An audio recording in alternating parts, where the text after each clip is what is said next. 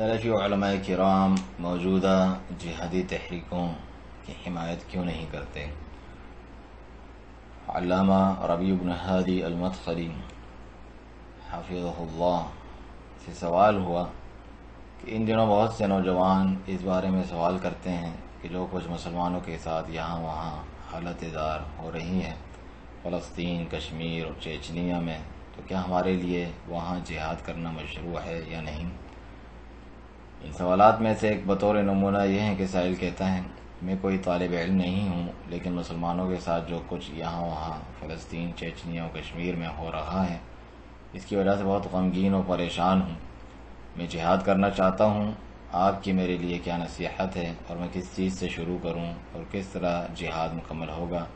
اور کیا فی زمانہ جہاد واقعی ہو بھی رہا ہے؟ کہ جواب میں آپ فرماتے ہیں بسم اللہ الرحمن الرحیم، الحمدللہ والصلاة والسلام علی رسول اللہ وعلی آلہ وصحبہ ومن اتبع ہداہ۔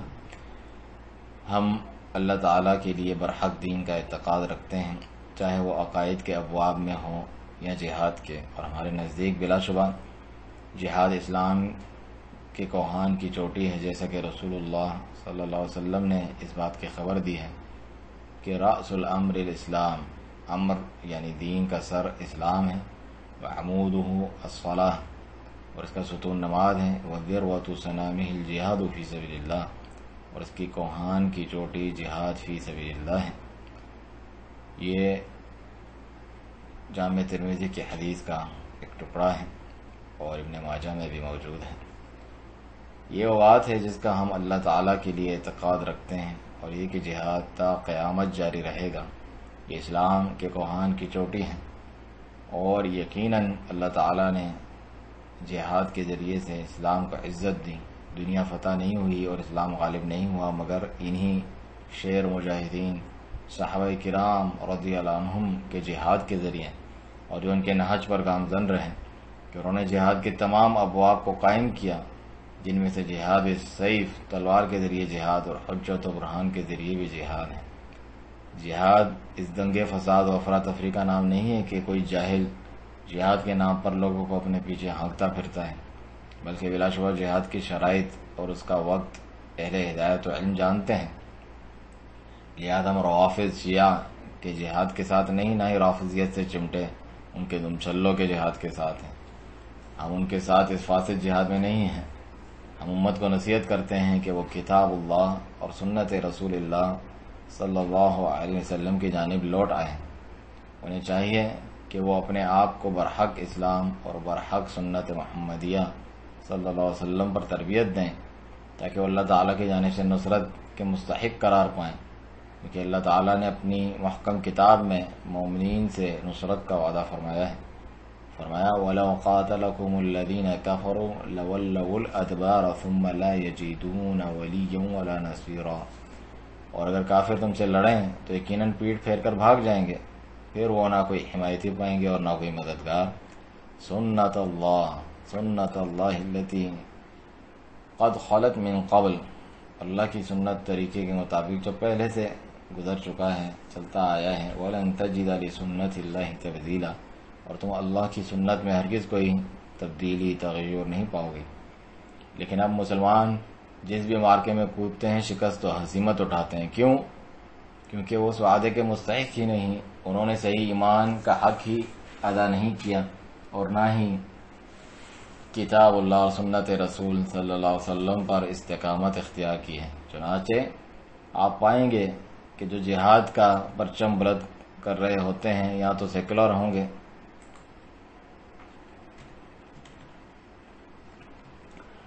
یا وحدت الوجود کی طرف دعوت دینے والے ہوں گے، یا پھر گمراہ منحرف ہوں گے جو کسی بھی نصرت کے مستحق ہی نہیں۔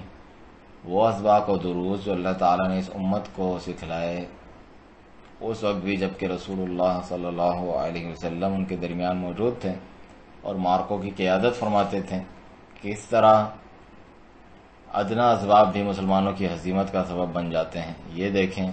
مارکہ حنین ہے اور مارکہ احد، جس میں مسلمانوں پر کیا بیتی۔ احد کو لے لیں کہ رسول اللہ صلی اللہ علیہ وسلم نے لشکر کو ترتیب فرمایا اور اس میں سے ایک جماعت کو پہاڑی کی بلندی پر رہنے کی ہدایت فرمائی، اور ان سے فرمایا کہ ان رأيتمونا تخطفنا الطير فلا تبرحوا مكانكم هذا حتى ارسل الیکم،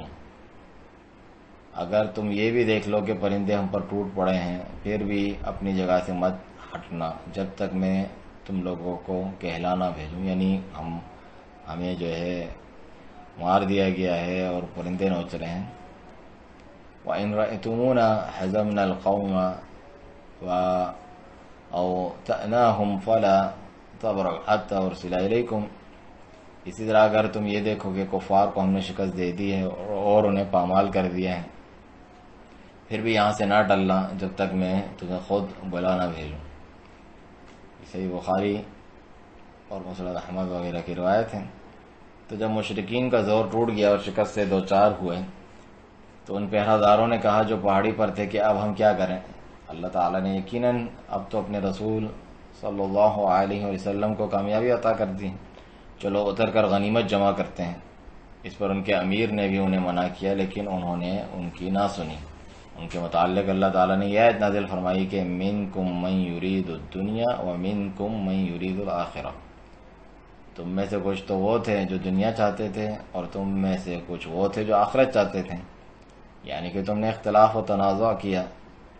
بس دشمن نے پلٹ کر وار کیا اور اتنی تباہی مچا دی کہ 70 صحابہ کرام رضی اللہ عنہم شہید کر دیے گئے، جیسے مسلم کی روایت ہے۔ اور خود رسول اللہ صلی اللہ علیہ وسلم زخمی ہو گئے، آپ کے دندان مبارک بھی شہید ہوئے اور آپ کا خود سر میں گھس گیا، اور آپ صلی اللہ علیہ وسلم نے فرمایا کیف یفلح قوم شجوا نبیہم وکسر رباعیتہ وہو یدعوہم الی اللہ، وہ قوم کیسے فلاح پا سکتی ہے جس نے اپنے نبی کو زخمی کر دیا، اس کے دندان شہید کر دیے، جبکہ وہ انہیں اللہ تعالیٰ کی طرف بلاتا ہے۔ فأنزل اللہ عز وجل لیس لک من الامر شیء او یتوب علیہم او یعذبہم فإنہم ظالمون، اس پر اللہ تعالیٰ نے آیت نازل فرمائی کہ آپ کے اختیار میں اس معاملے سے کچھ بھی نہیں، یا وہ اللہ ان پر مہربانی فرما کر توبہ قبول فرمائے یا انہیں عذاب دے، کیونکہ بلا شبہ وہ ظالم تو ہیں ہی۔ یہ بھی صحیح مسلم کی روایت ہے۔ تو الغرض، بے شک اللہ تعالیٰ نے صحابہ کرام رضی اللہ عنہم پر پکڑ فرمائی جبکہ انہوں نے محض ایک معمولی سے مسئلے میں اختلاف کیا تھا جو کہ اجتہاد تھا، اجتہاد تک کا نتیجہ کہلایا جا سکتا ہے، لیکن چونکہ اس میں رسول کریم صلی اللہ علیہ وسلم کے حکم کی مخالفت تھی تو پھر مسلمانوں پر یہ پکڑ آئی، اگرچہ ان کے قائد اس وقت خود رسول اللہ صلی اللہ علیہ وسلم تھے، مگر پھر بھی اس چھوٹی سی مخالفت پر یہ کچھ ہوا، لہذا اس میں بہت سخت اور قوی درس و سبق ہے جسے بھلا دینا مسلمانوں کے لیے جائز نہیں، کہ جب خود محمد رسول اللہ صلی اللہ علیہ وسلم قائد ہوں، ان کے ساتھیوں کو یہ کاری ضرب لگ جائے اور ایک لحظے میں ان میں سے 70 شہید ہو جائیں، تو پھر ہمارا آج کیا حل ہوگا کہ فاسد عقائد، فاسد مناہج، فاسد اغراض موجود ہیں اور اہواء و خواہشات کی پیروی ہمیں کمر توڑ مصائب کی انتہا تک لے جانے والی ہیں۔ بس جتنے نصرت کے عوامل ہیں وہ سب تو مفقود ہیں، ہمارے پاس نہیں ہیں، اور جتنے مطلوبہ اسباب ہیں نصرت کے لیے وہ ہم میں پائے ہی نہیں جاتے۔ تو پھر آپ دیکھتے ہیں کہ مسلمان شکست کھاتے چلے جاتے ہیں، ہمیشہ مغلوب ہی رہتے ہیں، اور ہمیشہ جب بھی کسی معرکہ آرائی میں پڑتے ہیں تو بدبختی و مصائب ہی لے کر لوٹتے ہیں۔ چنانچہ ہمارے لیے یہ دروس و اسباق کافی ہیں۔ اور حنین کے دن کیا ہوا تھا کہ بعض لوگوں نے یہ کہہ دیا کہ آج تو ہم قلت کے سبب مغلوب ہو ہی نہیں سکتے، جیسا کہ تفسیر طبری وغیرہ میں اس کی مکمل تفصیلات دیکھی جا سکتی ہیں کہ اللہ تعالیٰ نے فرمایا وَيَوْمَ حُنَيْنٍ إِذْ أَعْجَبَتْكُمْ كَثْرَتُكُمْ فَلَمْ تُغْنِ عَنْكُمْ شَيْئًا، اور حنین کے دن بھی جب اپنی کثرت پر تم کچھ اترا گئے تھے پھر وہ تمہارے کچھ کام نہ آئی۔ بس یہ خیال ہی تھا جو بعض فاضل صحابہ کرام رضی اللہ عنہم کے دل میں آیا اور کہا کہ آج ہماری تعداد بہت زیادہ ہے،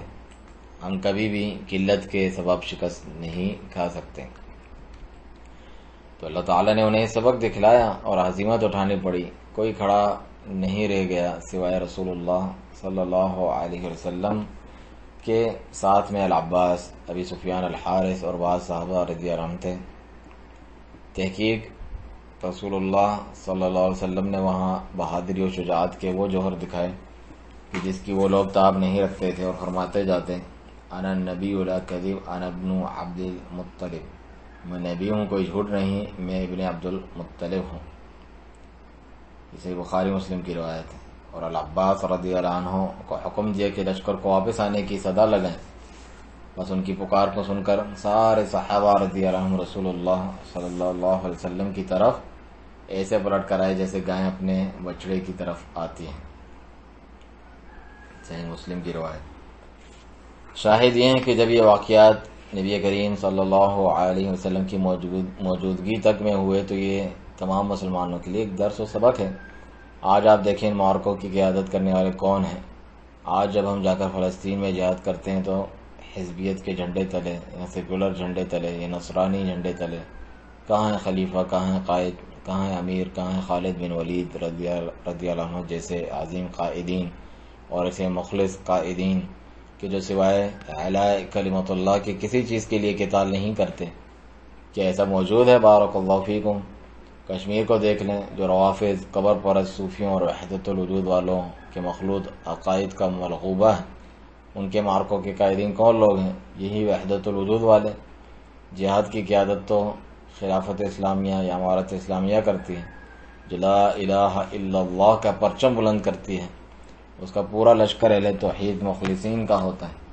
جو لا الہ الا اللہ کے معنی کا علم رکھنے والے ہوتے ہیں، جو اپنا جان و مال صرف اسی لیے لٹا دیتے ہیں کہ اللہ تعالیٰ کا کلمہ بلند ہو۔ یہ ہوتا ہے جہاد فی سبیل اللہ، جیسا کہ حدیث میں بھی ہے کہ من قاتل لتکون کلمۃ اللہ ہی العلیٰ فہو فی سبیل اللہ، جو اس لیے قتال کرتا ہے کہ اللہ تعالیٰ کا کلمہ بلند ہو، اس کی سر بلندی ہو، تو وہ فی سبیل اللہ ہے، اللہ کی راہ میں ہے۔ صحیح بخاری مسلم کی روایت۔ بس ہم تمام مسلمانوں کو دعوت دیتے ہیں جو دنیا کے مشرق و مغرب میں پھیلے ہوئے ہیں کہ وہ کتاب اللہ اور سنت رسول اللہ صلی اللہ علیہ وسلم کی طرف لوٹ آئیں اور عقائد نبوی، عقائد صحابہ، ان کے منہج، اخلاق و عبادات سے تمسک اختیار کریں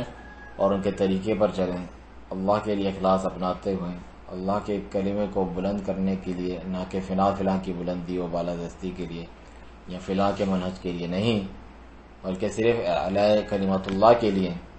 اور یہ جو اوصاف بیان ہوئے ہم یقین کے ساتھ کہتے ہیں کہ اس جہاد میں مفقود ہیں۔ اللہ تعالیٰ سچے مومنوں سے مخاطب ہو کر فرماتا ہے کہ وَأَعِدُّ لَهُم مَّا اسْتَطَعْتُم مِّن قُوَّةٍ وَمِن رِّبَاطِ الْخَيْلِ تُرْهِبُونَ بِهِ عَدُوَّ اللَّهِ وَعَدُوَّكُمْ، اور ان کے مقابلے کے لیے قوت سے اور بندھے گھوڑوں سے تیاری کرو جتنی کر سکو، جس کے ذریعے تم اللہ کے دشمنوں کو اور اپنے دشمنوں کو ڈراؤ۔ کیا مسلمانوں نے یہود کے خلاف وہ تیاری کر رکھی ہے جس سے یہود ڈر جائیں؟ ایمانی استعداد بھی اور مادی استعداد بھی۔ کیا اس کی تیاری کر لی ہے؟ کچھ نہیں۔ نہ ہی عقیدہ و منہج پر صحیح تربیت ہے، نہ ہی وہ اسلحہ ہے کہ جس سے دشمن خوفزدہ ہوں۔ آج مسلمانوں کے پاس جو اسلحہ ہے جس سے وہ یہود سے لڑتے ہیں کسی کام کا نہیں، بلکہ یہود تو خوش ہوتے ہیں مسلمانوں کی کمزوری سے اور تمنا کرتے ہیں کہ مسلمان اسی حال میں رہیں، جبکہ خود انہیں مادی طور پہ فوقیت حاصل ہے اسلحے کی تمام اشکال و انواع کے اعتبار سے، اور مسلمان پتھروں سے ان کے ساتھ قتال کر رہے ہیں، اور سیکولر لوگ تک ان کے ساتھ پتھر پھینکنے والی لڑائی میں شریک ہو جاتے ہیں۔ ان کے پاس جہاز، ٹینکس، میزائلز اور ایٹم بمز ہیں، اور آپ ان سے پتھروں کے ساتھ قتال کر رہے ہیں۔ یہ پتھروں کے ذریعے قتال، جنگ تو قبل از اسلام تھا، قدیم زمانوں میں۔ جب اسلام آیا تھا اس وقت تک بھی لوگوں کے پاس تلواریں اور اسلحہ ہوا کرتا تھا۔ اللہ عالم اس قسم کا جہاد کس دور میں ہوا کرتا تھا، کہ نوح علیہ السلام کے دور میں ہوتا تھا یا ان کے دور سے بھی پہلے معلوم نہیں۔ بس کیا یہ وہ جہاد ہے جس کا حکم اللہ تعالیٰ نے دیا ہے؟ یہودی پر پتھر پھینکو اور وہ 10-20 کو ذبح کر ڈالے، ہزاروں کو ذلیل کرے اور انہیں جیل میں ڈال دیں، کیا یہ جہاد ہے؟ یہ تو لوگوں کے ساتھ ایک کھیل ہے۔ جہاد کے نام پر وہ خوب کھاتے ہیں اور مسلمانوں کی عقلوں سے کھیلتے ہیں۔ میں نے بعض منابر پر الجہاد الجہاد چلاتے ہوئے سنا، حالانکہ اس کا مقصد سوائے جہاد کے نام پر کھانے پینے کے اور کچھ نہ تھا۔ کہ خود کیوں نہیں تیاری کرتے اور جہاد کے لیے نکل کھڑے ہوتے ہیں؟ فلسطینی بچوں کو بھیج دیتے ہو جنہیں یہودی کھیتی کی طرح کاٹ کر رکھ دیتے ہیں، اور وہ بیچارے ان کے جھوٹے اور فضول نعروں کی وجہ سے ذلیل ہوتے ہیں۔ کشمیر کو ہی دیکھ لیں، 10 برس بیت چکے ہیں وہاں قتال کرتے، کتنے علاقے فتح کیے انہوں نے۔ صحابہ کرام رضی اللہ عنہم نے تو شام کو فتح کیا، مصر، افریقہ، فارس، بربر اور پوری دنیا کو قلیل مدت میں فتح کر دیا، اور اسلام کی حکمرانی ہو گئی، پورے کے پورے معاشرے اسلام میں داخل ہوتے گئے۔ اور تم لوگوں نے کیا علاقے فتح کیے؟ جو وہی لوگ جو ان مجاہدین کے قائدین ہیں کہتے ہیں کہ ہم وطن کی خاطر قتال کر رہے ہیں، نہ کہ عقیدے کی خاطر، تو پھر ایسے لوگ کس بات کے مستحق ہیں؟ اور یہ قول کارداوی کا ہے، جیسے جریدہ الرائے القطریہ میں نقل ہوا ہے بلا شبہ۔ اور آپ کو پتہ ہے پاکستان میں بھی اس پر کتابیں لکھی جاتی ہیں، جس کے ثبوت آپ ہماری ویڈیو میں دیکھ سکتے ہیں کہ نام نہاد اہل حدیث جماعت اور شخصیات کا جہاد کے تعلق سے غیر سلفی ہونا چاہیے۔ بلا شبہ شیخ فرماتے ہیں، شیخ ربیع المدخلی، بلا شبہ جو صحیح جہاد ہے وہ سلفیوں کے علاوہ کسی کے پاس نہیں پایا جاتا۔ الحمدللہ تحقیق انہوں نے ہندوستان میں انگریزوں کے خلاف جہاد کیا اور انہیں ہلا کر رکھ دیا، اور امام محمد بن عبد الوہاب رحمہ اللہ نے جہاد کیا اور اللہ تعالیٰ کی توحید اور رسول اللہ صلی اللہ علیہ وسلم کی سنت کی بنیاد پر ریاست قائم فرمائی، جو نیکی کا حکم کرتی، برائی سے روکتی، حدود قائم کرتی، اسلام کا جھنڈا بلند ہوا، کیونکہ انہوں نے اعلاء کلمت اللہ اور توحید کے کلمے کو بلند کرنے کے لیے ہی جہاد کیا تھا۔ بس اللہ تعالیٰ نے انہیں بصیرت بھی دی اور نصرت بھی، کیونکہ وہ اس نصرت کے مستحق تھے۔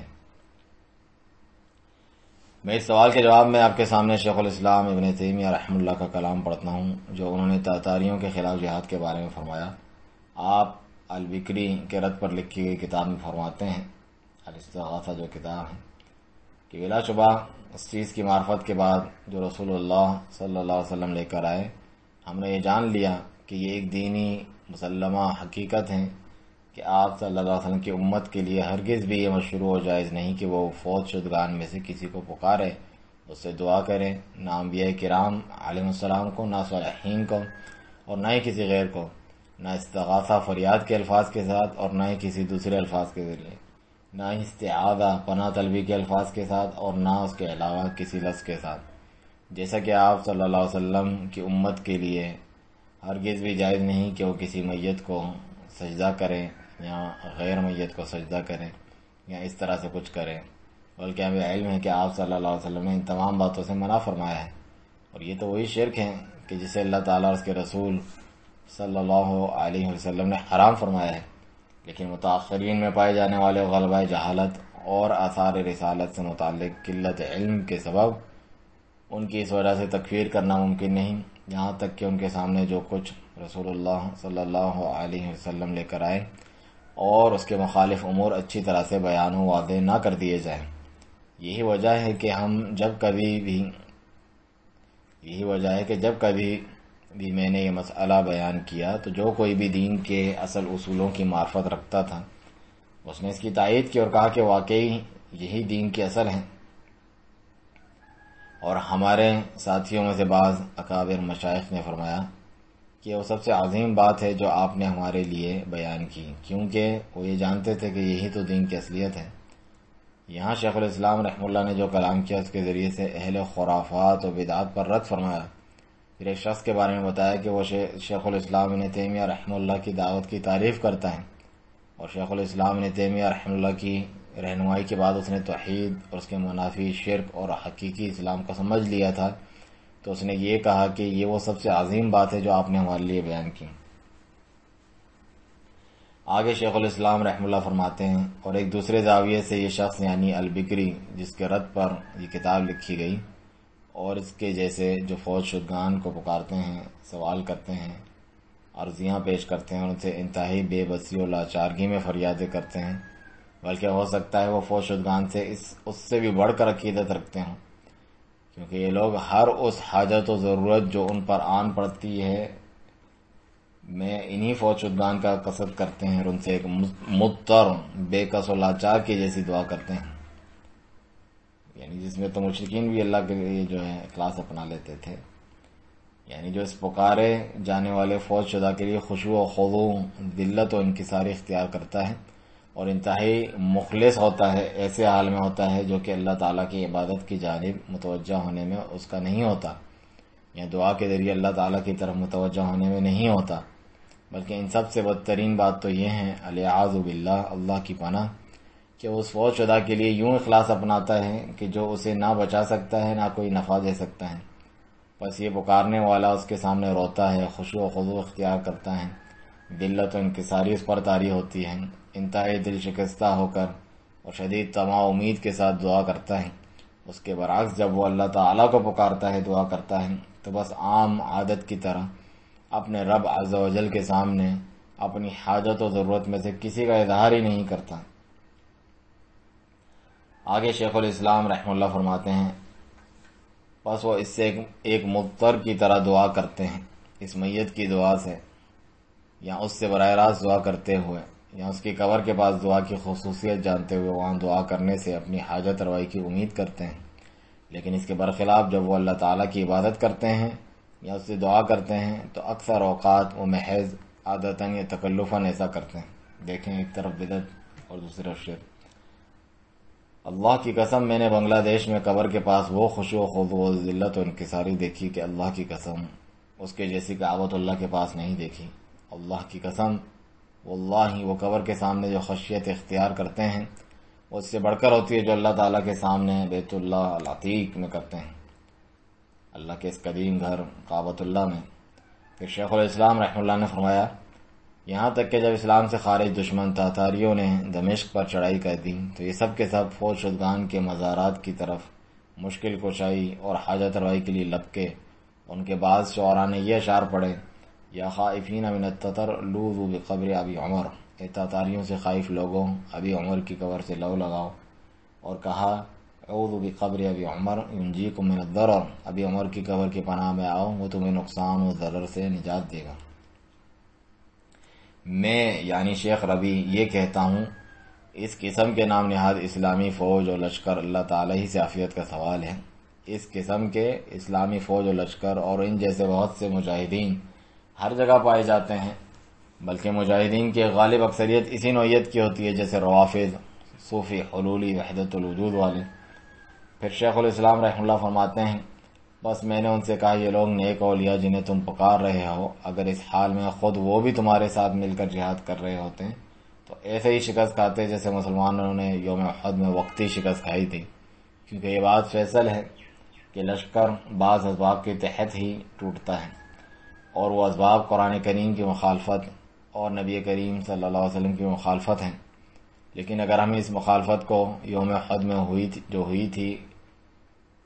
ان عظیم و عمیق و بڑی مخالفتوں پر قیاس کریں جو لا الہ الا اللہ کے فہم سے، لا علمی یا غلط فہم سے شروع ہوتی ہیں اور صفات الہی میں گمراہی سے ہوتے ہوئے سب افسوس پوری شریعت تک الا ماشاء اللہ متجاوز ہو جاتی ہے، تو ہمیں ایک عظیم فرق نظر آئے گا۔ پھر آپ رحمہ اللہ فرماتے ہیں، کیونکہ یہ بات فیصل ہے، فیصلہ کن ہے کہ لشکر بعض اسباب اور اللہ تعالیٰ کی حکمت کے تحت ہی ٹوٹتا ہے، اور یہی وجہ ہے کہ دین کی حقیقی معرفت رکھنے والے اور اہل مکاشفہ نہ کہ خرافہ، کیونکہ یہ لفظ آپ کے سامنے کتاب الواسطیہ وغیرہ جیسی شیخ الاسلام ابن تیمیہ رحمہ اللہ کی کتب میں گزرا ہوگا، تو پھر یہ مکاشفہ ہے کیا؟ کتنی صاحب کشف کرامات۔ صوفیوں کے نزدیک تو مکاشفہ یہ ہیں کہ وہ لوح محفوظ تک مطلع ہو کر آ جاتے ہیں، حالانکہ یہ سب خرافات و باطل باتیں ہیں۔ شیخ رحمہ اللہ کا مقصد یہ معنی نہیں ہے، بلکہ ان کی مراد اس سے فراست ہے، جیسا کہ اللہ تعالیٰ کا فرمان ہے، ان فی ذلک لآیات للمتوسمین، بے شک اس قصے میں المتوسمین کے لیے نشانیاں ہیں۔ المتوسمین یعنی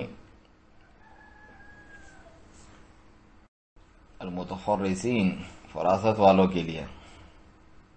یہ بات امام مجاہد نے فرمائی، جسے الطبری نے اپنی تفسیر میں روایت کیا۔ تو شیخ الاسلام رحمہ اللہ فرماتے ہیں، اور یہی وجہ ہے کہ دین کی حقیقی معرفت رکھنے والے اور اہل مکاشفہ نے اس جہاد میں اس دفعہ ان کا ساتھ نہ دیا، یعنی اس جہاد میں جس میں قبر پرست لوگ ابھی عمر یا ان جیسے کو پکارتے پھرتے ہیں۔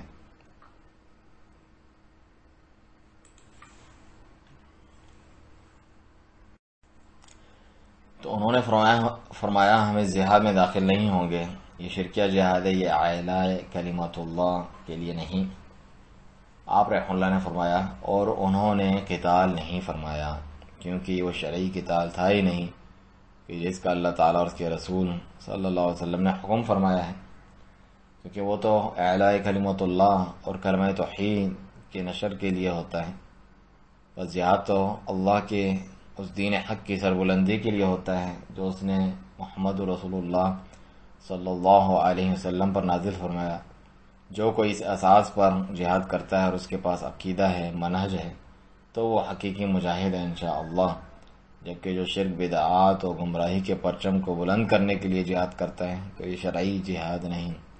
اسی لیے افاضل، اتقیاء و صالحین، علماء کرام جو اللہ تعالیٰ کے منہج حق کی معرفت رکھتے ہیں، انہوں نے فرمایا کہ جہاد صحیح نہیں اور وہ رک گئے۔ اور میں یہ کہتا ہوں کہ ہم اگر واقعی شرعی جہاد دیکھیں گے تو اس کی طرف لپکیں گے،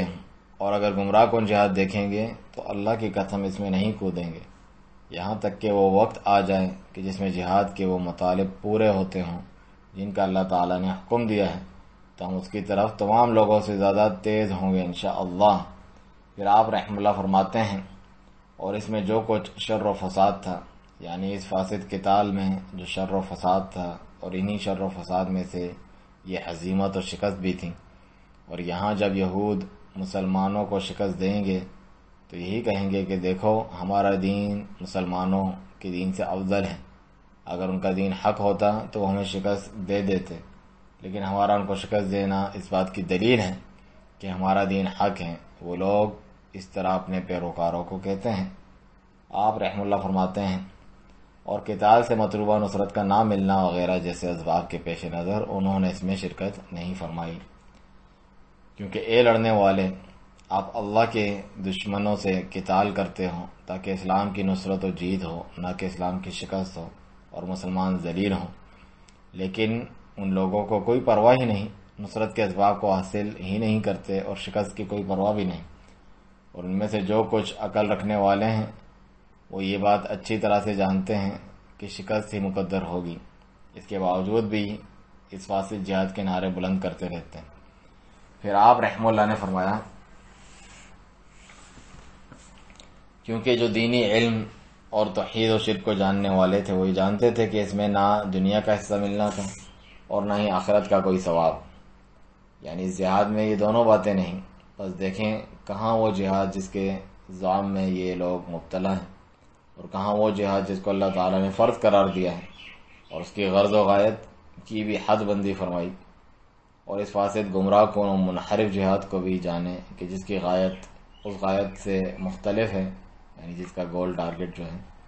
جس کے حصول کے لیے اللہ تعالیٰ نے جہاد کو مشروع قرار دیا، اور جن کا جھنڈا توحید کے جھنڈے سے الگ ہے۔ اللہ تعالیٰ سے دعا ہے کہ وہ جہاد حق کا پرچم بلند فرمائے، اور ہم اس کے لیے بالکل مستعد و تیار ہیں کہ ہم اس کے سپاہی و خادم بنیں گے، نہ کہ لیڈر و قائد۔ اللہ تعالیٰ تمام کو توفیق دے۔ پھر شیخ سے سوال ہوا، سائل کہتا ہے کہ لازم ہے کہ ہم عقیدے کے اختلافات کو نظر انداز کر کے بس وطنیت کی بنیاد پر قتال کریں۔ شیخ ربیع المدخلی حفظہ اللہ فرماتے ہیں کہ اللہ کی قسم یہ تو خود شکست اور ہوا اکھڑ جانے کے اسباب میں سے ایک سبب ہے، جس کی ایک قسم کا بیان آپ سن چکے ہیں، کیونکہ بلا شبہ اس قول کی اصل حسن البنا کا قول ہے جسے القرضاوی دہراتا رہتا ہے، اور حماس گروپ اور اخوان المسلمین بھی ان کے بڑے گہرے روابط ہیں روافض کے ساتھ، بس انہوں نے منہج رافضیت کو جذب کر رکھا ہے۔ اسی طرح سے منہج تصوف کو اور دیگر فاسد مناہج سب کو اپنے میں جذب کر رکھا ہے، اور اخوان المسلمین نے انہیں دھوکے میں رکھا ہوا ہے۔ انہوں نے ان فاسد نعروں اور گمراہ مناہج کے ساتھ انہیں دھوکے میں رکھا ہوا ہے، ان سے یہ فریب کیا ہے کہ ان بیچاروں کو روافض سے جوڑ دیا ہے، منحرف افکار سے اور وطنیت سے جوڑ دیا ہے۔ تو حسن البنا کہتا ہے کہ ہم میں اور یہود میں کوئی دینی عداوت نہیں، اور بلا شبہ قرآن ہمیں ان کے ساتھ دوستی کا حکم دیتا ہے، اور یقیناً قرآن ان کی تعریف کرتا ہے اور ہم میں اور ان میں اتفاق قائم کرتا ہے۔ پھر صد افسوس کہ اپنے خود ساختہ فلسفے کو ظلم، جھوٹ اور زیادتی کرتے ہوئے قرآن و سنت سے جوڑتا ہے اور ہمارے اور یہود کے مابین اختلاف کو محض اقتصادیات و سیاست تک منحصر کر دیتا ہے۔ اس کے حوالے جو ہم نے شیخ کا یہ کلام ترجمہ کیا ہے تحریری صورت میں، اس میں دیے ہوئے ہیں۔ پھر القرضاوی اس میں اس کی پیروی کرتا ہے۔ قرضاوی کا کلام آپ دیکھیں جو اس کے حاشیے میں دیا ہوا ہے کہ ہم یہود سے عقیدے کی وجہ سے قتال نہیں کرتے، بلکہ ہم تو صرف زمین کی وجہ سے قتال کرتے ہیں۔ اس لیے قتال نہیں کرتے کہ وہ کافر ہیں، بلکہ صرف اس لیے قتال کرتے ہیں کیونکہ انہوں نے ہماری سرزمین غصب کی ہے اور ناحق اسے چھین لیا ہے۔ تو شیخ ربیع فرماتے ہیں پھر اخوان المسلمین اس میں اس کی پیروی کرتے ہیں۔ سچا قائد اپنے نوجوانوں کی عقیدے، عبادت، سیاست، جہاد، اعلاء کلمت اللہ اور تمام دینی امور میں کتاب اللہ اور سنت رسول اللہ صلی اللہ علیہ وسلم اور منہج سلف صالحین پر تربیت کرتا ہے۔ سیکولر، کمیونسٹ، بعثی، صدام حسین والے، روافض اور باطنیہ افکار پر تربیت نہیں کرتا۔ کہتے ہیں جہاد جہاد جہاد، جس جہاد کا وہ اعلان کر رہے ہوتے ہیں وہ جہاد وطنی ہے۔ ٹھیک ہے میں جاتا ہوں، اور جارج حبش، اس کا تعلق عیسائی مذہب سے تھا لیکن وہ سیکولر عرب نیشنلزم پر پختہ یقین رکھتا تھا۔ اس کا حوالہ دیتے ہیں جارج حبش کے وطن کے لیے اور سیکولر اور کمیونسٹ پارٹی کے لیے، اور اپنے آپ کو قتل کروا دیتا ہوں۔ ٹھیک ہے اگر ہم یہود کو بھگا دیتے ہیں اور جارج حبش آتا ہے اور سیکولر لوگ آتے ہیں اور کمیونسٹ آتے ہیں اور بھاگنے والی حکومت کی جگہ اسی جیسی ایک دوسری کافر حکومت قائم ہو جاتی ہے، صد افسوس، تو پھر اسلام اور مسلمانوں کو کیا فائدہ ہوا؟ بس کیا جو اس قسم کی قتال میں مارا جاتا ہے وہ شہداء میں سے ہوگا؟ لہذا ہرگز بھی اپنے زمانے میں اس قسم کے جہاد کے متعلق علماء سنت کا موقف نہ بھولنا۔ شیخ سے سوال ہوا بعض لوگ ہیں جو کہتے ہیں آپ سلفی لوگ نہ خود جہاد کرتے ہیں اور نہ لوگوں کو جہاد کرنے کے لیے چھوڑتے ہیں۔ کہ جواب میں شیخ ربیع المدخلی حفظ اللہ فرماتے ہیں ہم جہاد اس لیے نہیں کرتے کیونکہ ہمارے لیے جہاد کی شرعی شرائط پوری نہیں ہوتی، نہ ہم باطل اور گمراہی پر خاموش رہ سکتے ہیں یہاں تک کہ لوگ اپنے دین کی طرف رجوع کریں، اور تاکہ وہ صحیح جہاد کے لیے صحیح معنوں میں تیاری و استعداد پیدا کریں کہ جس جہاد کرنے والوں کی نصرت و مدد کی اللہ تعالیٰ نے ضمانت دی ہے۔ یہ تو وہ لوگ ہیں اللہ عالم کے جن کے لیے شکست کی ضمانت ہے، کیونکہ انہوں نے ہزیمت و شکست کے ہر سبب کو اپنایا ہوا ہے اور عزت و نصرت کے اسباب کو چھوڑا ہوا ہے، جس میں سر فہرست کتاب اللہ سے تمسک اختیار کرنا ہے اور توحید کے پرچم لا الہ الا اللہ کو بلند کرنا ہے۔ پھر اگر ہم جہاد کرنے جاتے ہیں یہود کے خلاف تو سب سے پہلی چیز جو ان سے طلب کریں گے وہ اسلام ہوگا۔ جاتے ہی یہ نہیں کہیں گے کہ نکلو ہمارے وطن سے، بلکہ کہیں گے اسلام لے آؤ اور لا الہ الا اللہ کہو، مسلمان بن جاؤ۔ پھر اگر وہ اسلام لے آتے ہیں تو وہ وہیں رہیں گے، اللہ کی قسم واقعی اگر وہ اسلام لے آتے ہیں تو وہ وہیں رہیں گے کیونکہ ان کا حق ہوگا مسلمانوں کے ساتھ۔ لیکن اگر وہ اسلام لانے سے انکار کرتے ہیں تو ہم کہیں گے پھر جزیہ دو، اور اگر اس سے بھی منع کر دیں تو پھر ہم ان سے قتال کریں گے اور قیدی بنائیں گے، عورتوں اور بچوں کو تو غلام بنائیں گے جبکہ لڑنے والوں کو قتل کریں گے۔ بس کیا آج ایسا کوئی جہاد ہے جو ان باتوں کی تطبیق کرتا ہوں؟ کہیں بھی جہاد کے فقہ و آداب کی تطبیق ہی نہیں، نہ عقیدہ ہے، نہ احکام ہے، نہ کچھ ہے، بلکہ بس افراتفری و ہنگامہ آرائی پر مبنی جہاد ہے جو کہ مغرب سے اخذ کیا گیا ہے۔ یہ وطنیت تو مغرب سے آئی ہے، اور قیدی و غلام نہ بنانا بھی۔ بس جو کچھ بھی جہاد کے نتیجے میں مرتب ہوتا ہے اور جو کچھ بھی جہاد کے مطالبات ہیں وہ سب مفقود ہیں۔ لہذا مسلمانوں پر واجب ہے کہ سب سے پہلے وہ اللہ تعالیٰ کی جانب رجوع کریں اور نبی کریم صلی اللہ علیہ وآلہ وسلم کے اس فرمان کو اپنا نصب العین بنا لیں کہ اذا تبایعتم بالعین، جب تم بیعینہ ایک قسم کا سودی معاملہ کرنے لگو گے، وَأَخَذْتُمْ أَذْنَابَ الْبَقَرِ اور بیلوں کی دموں کو پکڑے رہو گے، وَرَضِيتُمْ بِالزَّرْعِ اور کاشتکاری پر ہی قناعت کر کے بیٹھ جاؤ گے، وَتَرَكْتُمُ الْجِهَادَ اور جہاد کو چھوڑ دو گے، سَلَّطَ اللَّهُ عَلَيْكُمْ ذُلًّا لَا يَنزِعُهُ حَتَّى تَرْجِعُوا إِلَى دِينِكُمْ تو اللہ تعالیٰ تم پر ایسی ذلت مسلط فرما دے گا جو تم پر سے اس وقت تک نہیں ہٹائے گا جب تک تم اپنے دین کی طرف نہیں لوٹ آتے۔ سنن نبی داؤد کی صحیح روایت، نبی کریم صلی اللہ علیہ وسلم نے یہ نہیں فرمایا کہ تم وطن کے لیے جہاد چھوڑ دو گے، جو حبش اور ان جیسوں کے وطن کے لیے۔ جب امت نے اپنی عزت کے اسباب کو جان لیا اور یہ چاہا کہ اللہ تعالیٰ ان پر سے یہ ذلت اٹھا لے، تو اس پر لازم ہے کہ اس دین کی طرف پلٹے جو محمد رسول اللہ صلی اللہ علیہ وسلم لے کر آئے۔ الیوم اکملت لکم دینکم واتممت علیکم نعمتی ورضیت لکم الاسلام دینا۔ آج میں نے تمہارے لیے تمہارا دین کامل کر دیا ہے اور تم پر اپنی نعمت تمام کر دی اور تمہارے لیے اسلام کو دین کی حیثیت سے پسند کر لیا۔ ان پر واجب ہے کہ اس دین کی جانب رجوع کریں جسے اللہ تعالیٰ نے مکمل فرما دیا اور اس کے محمد رسول اللہ صلی اللہ علیہ وسلم اور آپ کے پیروکاروں کے لیے بطور دین ہونے پر راضی ہوا، جبکہ جو فاسد عقائد و فاسد ادیان، گمراہ گروہوں اور قوموں کی پیروی کرتا ہے تو وہ ہر قسم کی مصیبت و آزمائش میں ہے۔ اسی لیے آج جو گروہ موجود ہیں ان میں تصوف اور خرابیوں پر مستضاد ان کے مناہج میں سیکولرزم و معصونیت بھی شرائط کر چکی ہیں، یعنی قدیم اور جدید ہمہ قسم کی گمراہیوں کو جمع کر دیا ہے۔ اب ایسوں کا کیا حل ہوگا؟ کیا یہ لوگ دین کی طرف لوٹنے والے لوگ ہیں؟ دین کی طرف لوٹنا شرط ہے ذلت اور رسوائی کو امت پر سے اٹھانے کی، اور شرط ہے اس امت کی نصرت، سعادت اور عزت پانے کی،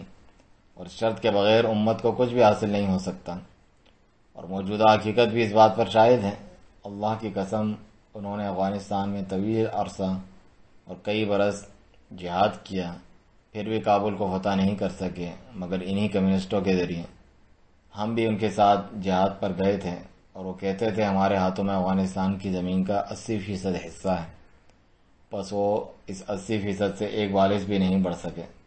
جو ان کے پاس پہلے ہی سے تھا۔ کابل کو فتح ہی نہیں کر سکے جب تک خود ان کمیونسٹوں نے انہیں کابل فتح کر کے نہ دیا۔ یہ لوگ آپ پر نہ ہنسیں، پھر جب وہ حکومت تک پہنچ گئے تو شریعت کا نفاذ نہ کیا اور نہ ہی کبھی ان کمیونسٹوں پر شرعی احکام کا نفاذ کیا۔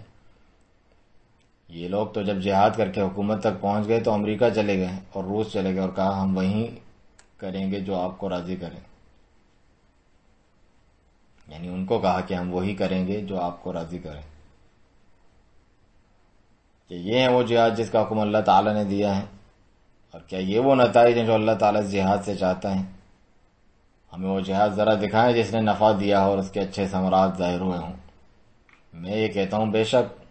صحیح اسلامی جہاد سے امتوں کو سعادت مندی ملتی ہے، جس میں فاتح اور مفتوح دونوں کو دنیا اور آخرت کی سعادت ملتی ہے، جبکہ ان کا جو جہاد ہے اس سے تو سوائے بدبختی، شقاوت اور تباہی کے کچھ نہیں ملتا۔ نہ مسلمانوں کو کوئی سعادت ملتی ہے، نہ ہی جن سے قتال کیا جاتا ہے انہیں۔ یہ ہیں ان کے جہاد کے نتائج۔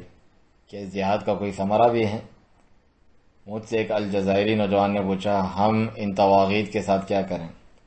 میں نے کہا تم کبھی ان طواغیت تک پہنچ ہی نہیں پاؤ گے۔ ہاں، الجزائری عوام ان کی عورتوں اور بچوں اور بوڑھوں کو ذبح ضرور کروا دو گے،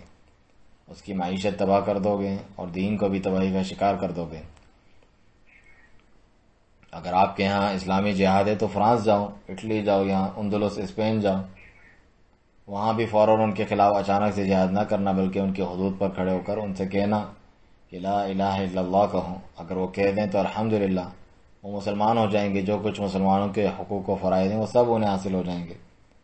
اور اگر وہ انکاری ہوں تو پھر جزیہ ادا کریں، اگر اس سے بھی انکاری ہوں تو پھر قتال ہوگا، لیکن آپ کا قتال شریفانہ و مہذب قتال ہو، کسی عورت کو قتل نہ کرنا، نہ بڑھیا نہ بوڑھے کو اور نہ ہی کسی بچے کو، اور جن ملکوں سے آپ جہاد و قتال کریں تب بھی ان کے ساتھ صحیح اسلامی معاملہ کریں۔ میں نے کہا کیا تم جب الجزائری لوگوں سے جہاد کرتے ہو تو انہیں پہلے لا الہ الا اللہ کی طرف دعوت دیتے ہوں یا بس یوں ہی ذبح کیے جاتے ہوں؟ اور کیا واقعی انہیں لا الہ الا اللہ کہلوانے کی حاجت ہے؟ اس نے کہا نہیں۔ میں نے اس سے کہا تو پھر اسلامی جہاد تو لا الہ الا اللہ پر ہی قائم ہوتا ہے۔ رسول اللہ صلی اللہ علیہ وسلم نے فرمایا امرت ان اقاتل الناس حتی یشہدوا ان لا الہ الا اللہ وان محمد رسول اللہ۔ مجھے حکم دیا گیا ہے کہ میں لوگوں سے اس وقت تک قتال کروں جب تک وہ لا الہ الا اللہ محمد رسول اللہ کی گواہی نہیں دے دیتے۔ یہ بخاری مسلم کی حدیث ہے۔ بس کیا ان میں سے کوئی یہود کے پاس گیا اور کہا کہ تم لا الہ الا اللہ کہو؟ کیا یہ لوگ کسی نصرانی ملک کے خلاف جہاد کرنے گئے اور ان سے کہا کہ تم لا الہ الا اللہ کہو؟ حقیقت یہ ہے کہ یہ لوگ جہاد اور اس کے احکام کا کچھ علم ہی نہیں رکھتے، نہ اسلامی مناہج کا ہی انہیں کچھ علم ہے اور نہ ہی یہ عقائد اسلامیہ کا التزام اور پابندی کرتے ہیں۔ پھر کیسے یہ لوگ اسلام کی شان بلند کر سکتے ہیں، اس امت کی شان میں بلندی کا سبب بن سکتے ہیں؟ بلکہ امت اب تک ان کے ہاتھوں پستی میں ہی ہے۔ یہ امت کبھی بھی عروج و بلندی حاصل نہیں کر سکتی سوائے اس پر حق اسلام کے ذریعے جس کی جانب رجوع کرنے کا رسول اللہ صلی اللہ علیہ وسلم نے اپنے فرمان میں حکم دیا، حتی ترجعوا الی دینکم، جب تک تم اپنے دین کی طرف نہیں لوٹ آتے۔ اگر یہ لوگ واقعی اسلام اور مسلمانوں کو عزت، شرف و نصرت دلانے میں سچے ہیں تو ان پر واجب ہے کہ اپنی اور اپنی اولاد، خاندان اور طلبہ کی عقیدہ و منہج محمدیہ صلی اللہ علیہ وسلم پر تربیت کی بھرپور کوشش کریں۔ چنانچہ جب صحیح معنوں میں مسلم معاشرہ و عوام ہوں گے، مسلم فوج و لشکر ہوگا، مسلم قائد و لیڈر ہوگا اور جہاد کی شرائط تمام پوری ہوں گی، تو اس وقت انشاءاللہ نصرت آئے گی۔ یہ اللہ تعالیٰ کی سنت و طریقہ ہے جو کبھی وعدہ خلافی نہیں فرماتا، جیسا کہ اللہ تعالیٰ نے وعدہ فرمایا ہے کہ ان تنصروا اللہ ینصرکم، اگر تم اللہ کی یعنی اس کے دین کی مدد کرو گے تو وہ تمہاری مدد فرمائے گا۔ اس کے بنا امت کبھی بھی اپنی منزلت نہیں بلند کر سکتی، بلکہ وہ پستی میں ہی رہے گی جب تک اپنے دین حق کی جانب رجوع نہیں کرتی۔ اور یہ ایک عقوبت ہے، جیسا کہ نبی کریم صلی اللہ علیہ وسلم نے فرمایا سلط اللہ علیکم ذلا لا ينزعه حتى ترجعوا الى دینکم، اللہ تعالیٰ تم پر ایسی ذلت مسلط فرما دے گا جو تم پر سے اس وقت تک نہیں ہٹائے گا جب تک تم اپنے دین کی طرف نہیں لوٹاتے۔ اے بھائیو، اپنے آپ کو اعلاء کلمت اللہ کے لیے تیار رکھو، امت کو بھی یہ باور کروا دو کہ وہ اللہ تعالیٰ کے دین حق کی طرف رجوع کریں، اور ہر کوئی اپنے اپنے وطن لوٹ کر محنت کرے تاکہ لوگ اسلام برحق کی جانب رجوع کریں۔ ان سے کہو کہ اگر تم واقعی شرف و عزت اور نصرت اور صحیح جہاد چاہتے ہو تو تم پر واجب ہے کتاب اللہ، سنت رسول اللہ صلی اللہ علیہ وسلم اور منہج سلف صالحین کی جانب رجوع کرو۔ اگر تم ایسا کرو گے تو پھر تمہیں ان تمام باتوں کی بشارت ملے گی جس کی تم تمنا کرتے ہو، جیسے شرف و عزت اور دنیا اور آخرت میں نصرت۔ اور اگر ایسا نہیں کرو گے تو پھر جن بھی باتوں کی تم تمنا کرتے رہتے ہو ان میں سے کچھ بھی نہیں ملے گا۔ اگر تم اس کے جواب میں نہیں کہتے ہو تو پھر اللہ تعالیٰ کی طرف سے بھی تمہارے لیے نہیں ہے۔ سوال ہوا شیخنا، اللہ آپ کی حفاظت فرمائے، یہ ایک اور سوال ہے جو سابقہ سوال سے ہی متعلق ہے۔ آپ نے اس کے ایک فقرے کا جواب دیا تو ارشاد فرما دیا، اس کا ایک جواب تو دے دیا جو کہ فلسطین میں جہاد سے متعلق تھا۔ تو آپ نے جواب دیا کہ جہاد دو اقسام میں تقسیم ہوتا ہے، جہاد طلب، اور اس کی آپ نے اتنی تفصیل بیان کی جو کہ کافی ہے الحمدللہ۔ اب دوسری قسم باقی ہے، آپ اس کا بھی جواب مرحمت فرمائیں وجزاکم اللہ خیرا۔ شیخ ربیع المدخلی حفظہ اللہ فرماتے ہیں، بے شک اللہ تعالیٰ نے جہاد کی ترغیب دی ہے اور اس کا حکم دیا ہے، جیسا کہ پہلے بھی بیان ہوا کہ اسلام کے کوہان کی چوٹی ہے۔ رسول اللہ صلی اللہ علیہ وسلم اور صحابہ کرام رضی اللہ عنہم نے جہاد کا پرچم بلند فرمایا، یہاں تک کہ اللہ تعالیٰ نے کلمہ حق کو بلند فرما دیا۔ اللہ تعالیٰ کا وہ وعدہ پورا ہوا کہ وہ اس دین کو غالب فرما دے گا، جیسا کہ اس فرمان میں ہے، هو الذی ارسل رسولہ بالہدی ودین الحق لیظہرہ علی الدین کلہ ولو کرہ المشرکون، وہی ہے جس نے اپنا رسول ہدایت اور دین حق دے کر بھیجا تاکہ اسے ہر دین پر غالب کر دیں، خواہ مشرکین کتنا ہی برا منائے۔ اور عنقریب انشاءاللہ واپس سے یہ غلبہ حاصل ہوگا، اور انشاءاللہ اس نئے غلبے کے بیج سلفی دعوت کے داعیان کے ہاتھوں یہاں وہاں بونا شروع ہو چکے ہیں، اور انشاءاللہ یہ عظیم دعوت کھڑی ہوگی اور پورے عالم میں پھیل جائے گی، اور انشاءاللہ جہاد کا پرچم بھی بلند ہوگا۔ بہت سی ایسی احادیث بھی موجود ہیں جو اس مستقبل کی بشارت دیتی ہیں، خصوصاً اہل شام کے لیے، جس میں سے فلسطین بھی ہیں، کہ یقیناً وہ عنقریب جہاد کریں گے اور انہیں اللہ کے دشمنان کے خلاف نصرت ملے گی، اور وہ روم کے اس لشکر کی کمر توڑ دیں گے جو بہت سے جھنڈوں اور ہزاروں لاکھوں کی تعداد میں ہوں گے، اور شکست در شکست کھاتے جائیں گے، یہاں تک کہ قسطنطنیہ کو جلیل القدر فتح کے ساتھ فتح کر لیں گے انشاءاللہ، اور وہ اسی حال میں زیتون کے درختوں پر اپنی تلواریں لٹکائے کھڑے ہوں گے کہ اچانک چلانے والا چلائے گا کہ بے شک دجال تمہارے پیچھے تمہاری اولاد میں داخل ہو گیا ہے، تو وہ سب پلٹیں گے اور پھر وہ دوبارہ سے دجال کے ساتھ جہاد لڑنا شروع کر دیں گے، اور اللہ تعالیٰ اس کا یہود کا اور یہودی ریاست کا کام تمام فرما دے گا انشاءاللہ جو انہوں نے بنا رکھی ہیں۔ صحیح بخاری اور مسلم جو غاصب ہیں۔ جو کلام پہلے گزرا وہ جہاد طلب کے بارے میں تھا، جبکہ دفاعی جہاد جس کے بارے میں علماء کرام نے کلام فرمایا ہے اور یہ مقرر فرمایا کہ بلا شبہ یہ فرض عین ہو جاتا ہے، برخلاف جہاد طلب کے کہ وہ فرض کفایہ میں سے ہے۔ جہاد دفاع کی صورت یہ ہوتی ہے کہ دشمنان اسلام مسلمانوں کی کسی ملک و علاقے پر حملہ آور ہو جائیں تو پھر اس علاقے کے لوگوں پر ضروری ہو جاتا ہے کہ وہ اس دشمن سے دفاع کریں اور اسے وہاں سے دھکیل دیں، اور اپنی جد و جہد میں وہ لگے رہیں جب تک ان کی تعداد حملہ آور ہونے والے اور لڑنے والے دشمن کی تعداد کے نصف سے کم نہیں ہو جاتی۔ اگر ان کی تعداد اس سے کم ہو جاتی ہے تو پھر پڑوسی ممالک کو چاہیے کہ وہ ان کے اس جہاد میں شریک ہوں، اور ان پر فرض عین ہوگا اور تمام اسلامی معاشروں پر ضروری ہوگا کہ وہ اپنی استطاعت بھر ان کے ساتھ تعاون کریں، یعنی جو شرائط ہیں حکومت جو ہے ولی امر کے سرپرستی میں فرماتے ہیں، لیکن ان پر یہ بھی ضروری ہے کہ وہ دشمن کو نکال باہر کرنے کے لیے لازمی تیاری بھی کریں۔ اب فلسطین والوں نے کوئی تیاری نہیں کی، بلکہ پڑوسی عربی اور اسلامی ممالک تک نے کوئی ایسی تیاری نہیں کی جو یہود وغیرہ جیسے دشمنان الہی کو ملک سے بے دخل کر سکیں۔ اس وقت جب یہود ملک فلسطین پر قابض ہو چکا ہے، قومیت، وطنیت اور اشتراکیت کے جاہلی نعرے بلند ہو رہے ہیں، تو بجائے اس کے کہ وہ اللہ تعالیٰ کے حضور تائب ہوں اور اللہ تعالیٰ کی جانب رجوع کریں تاکہ اللہ تعالیٰ نے دشمنان الہی کے خلاف مدد و نصرت کے جو وعدے کیے ہیں وہ حاصل ہوں، وہ ان قومیت، اشتراکیت، بعثیت اور سیکولرزم کے مبادی کی طرف پیش رفت کرنے لگے، لہذا اس قبیل کے لوگوں کی مدد و نصرت نہیں ہوا کرتی اور ان کا جہاد اسلامی جہاد نہیں ہوا کرتا۔ اسی لیے فلسطین کا جو جہاد ہے